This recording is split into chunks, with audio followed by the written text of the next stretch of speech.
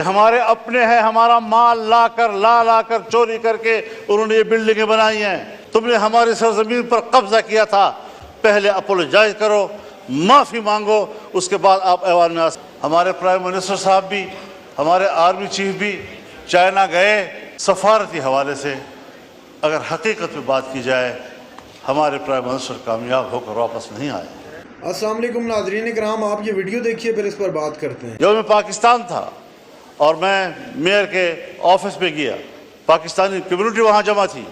مجھے کہا مولانا صاحب ان بلڈنگوں کو دیکھو، یہ ان کے نہیں ہیں، یہ ہمارے اپنے ہیں، ہمارا مال لا کر چوری کر کے انہوں نے یہ بلڈنگیں بنائی ہیں، یہ ہندوستان کی ہے، یہ بر صغیر کی ہے۔ اس کے باوجود ملکہ برطانیہ انڈیا آتی ہے اور پارلیمنٹ اس کو کہتا ہے کہ تم 100 سال سے ہمارے اوپر حاکم رہے ہو، تم نے ہماری سرزمین پر قبضہ کیا تھا، پہلے اپولوجائز کرو، معافی مانگو، اس کے بعد آپ ایوان میں آ سکتی ہیں۔ اور اس نے معافی مانگی، لیکن جب پاکستان آئی اور پاکستان کے پارلیمنٹ میں آنے لگی تو ہمارے اسپیکر صاحب اور چیئرمین سینٹ نے کہا ہم پہلے بھی آپ کے وفادار تھے، ہم آج بھی آپ کے وفادار ہیں۔ اس نظریے کو لوگ ٹیکس دیں گے، اس کو آپ یقین نہیں رہے گے کہ آپ کی ریاست ہے، ٹیکس آپ کی فلاح و بہبود پہ خرچ ہوگا۔ جب میرا پیسہ میری فلاح و بہبود پہ خرچ نہیں ہوگا، مجھے کیا پڑی ہے کہ میں اس قسم کے ٹیکس، آپ کے ظالمانہ ٹیکس ادا کرتا رہوں گا۔ اور اگر ٹیکس ظالمانہ ہے اور آپ مجھے امن بھی نہیں دے پا رہے، اور جب میرا سب کچھ لٹ جاتا ہے، پھر آپ کو جاگ آتی ہے۔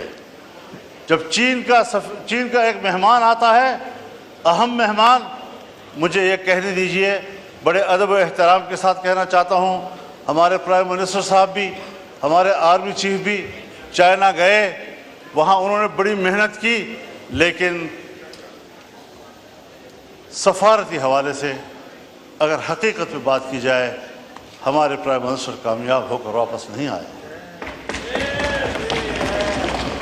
مولانا صاحب کائنڈلی اور ساتھ مختصر کر دیجئے، آج بہت لمبا دن ہے۔ ان کا مہمان یہاں آیا، جی ہاں، ہم سب لوگ ان کی خدمت میں حاضر ہوئے، مہمانداری کی، اور ہم نے ان کو اپنی بھرپور حمایت، تائید، دوستی سب حوالے دیے، انہوں نے بھی سب وہی حوالے دیے، لیکن ایک جملے میں اس نے ہمیں جواب دے دیا کہ پاکستان میں اب بھی سیاسی استحکام نہیں ہے، پاکستان کی سیکورٹی اب بھی ٹھیک نہیں۔ آپ بتائیں کہ کس بنیاد پر وہ انویسٹمنٹ کریں گے یہاں پاکستان میں؟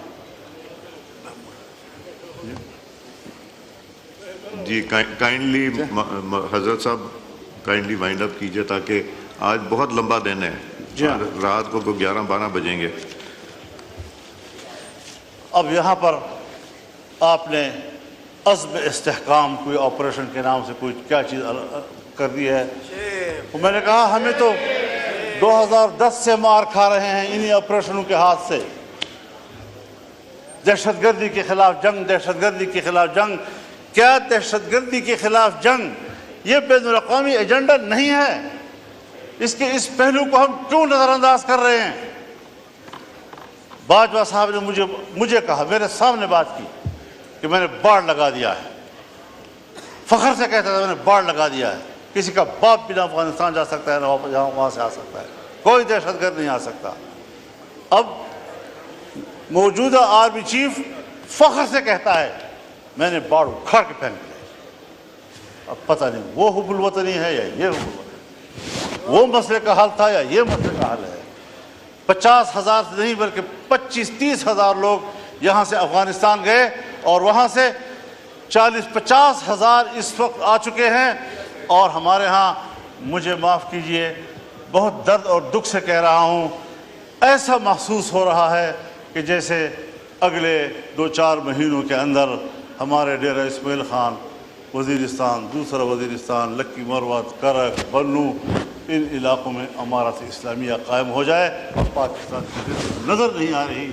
مغرب ہوتی ہی تمام تھانے بند ہو جاتے ہیں، اور ان کو حکم دیا گیا ہے کہ آپ نے گشت میں باہر نہیں جانا۔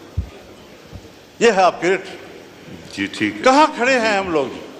تو فکر بندی کی بات ہے حضرت۔ جی یہ آپریشن میں نے پہلی بھی عرض کی ہے، آج بھی کہتا ہوں، یہ عزم استحکام نہیں، یہ چین کو جواب دے رہے ہیں کہ جس عدم استحکام کی بات کی تھی آپ نے، اب ہم وہ استحکام لانا چاہتے ہیں، لیکن ہر چند کے ہے نہیں ہے، یہ استحکام عزم نہیں ہے، یہ عدم استحکام کی طرف ہم جا رہے ہیں۔ ہمیں سوچنا پڑے گا۔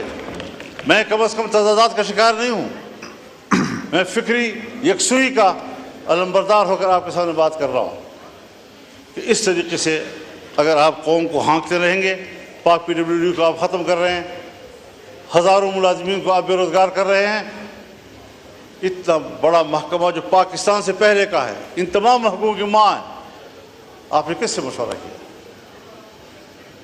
میں تو یہ دعویٰ بھی کرتا ہوں کہ یہ جو عزم استحکام پالیسی آپ نے لا رہے ہیں، اسٹیبلشمنٹ کا بھی آپس میں مشورہ نہیں ہے۔ ان کی بھی کچھ لوگ کچھ کہہ رہے ہیں تو دوسرے لوگ کچھ کہہ رہے ہیں، باہر آپ کچھ بیان دے رہے ہیں، پرائم منسٹر ہاؤس کا بیان کچھ آ رہا ہے اس کے بارے میں۔ یہ چیزیں سیدھی کرنی ہوں گی، اس پر مشاورت کرنی ہوگی، یکسوئی پیدا کرنی ہوگی۔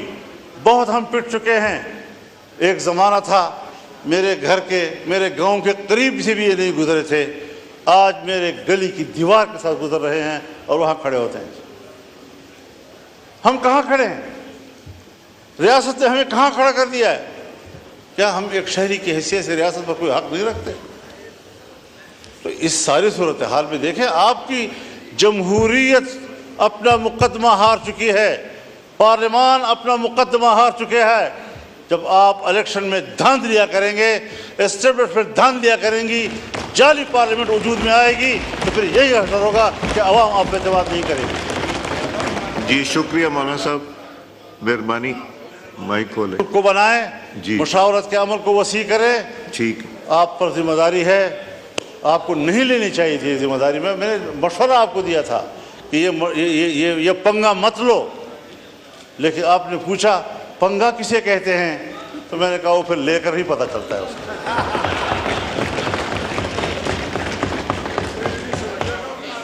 جی شکریہ مولانا صاحب۔ وہ کسی نے کہا نا دوسرے حضرت سے صاحب، کہ پنگا کسے کہتے ہیں، انہوں نے کہا لے کر پتہ حضرت چلتا ہے۔ صاحب، جی حضرت تو صاحب میں بہت مہربانی۔ یہ کچھ گزارشات تھی، جی شکریہ۔ کچھ رہ بھی گئی، لیکن یہ ہے کہ ذرا ان لوگوں پر رحم کیجئے۔